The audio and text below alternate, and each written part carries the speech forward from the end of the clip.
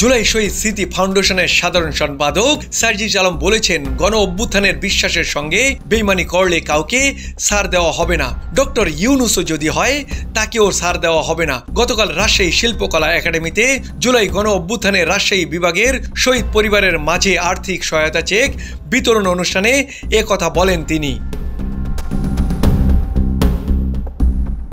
রাজশাহী বিভাগের ৪৬ পরিবারকে আর্থিক সহায়তা দেয় জুলাই শহীদ স্মৃতি ফাউন্ডেশন।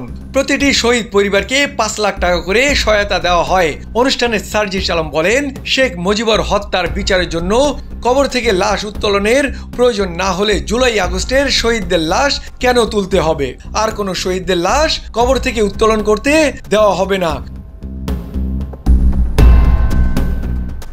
শহীদদের হত্যার মামলাগুলোর বিচার কার্য পর্যন্ত নিয়ে যেতে যারা অসহযোগিতা করবে তারাও হত্যাকারী হিসেবে বিবেচিত হবে। তিনি আরো বলেন, ভারতের সঙ্গে বাংলাদেশের সম্পর্ক কি হবে তা তাদের কাজের মাধ্যমে নির্ধারিত হবে।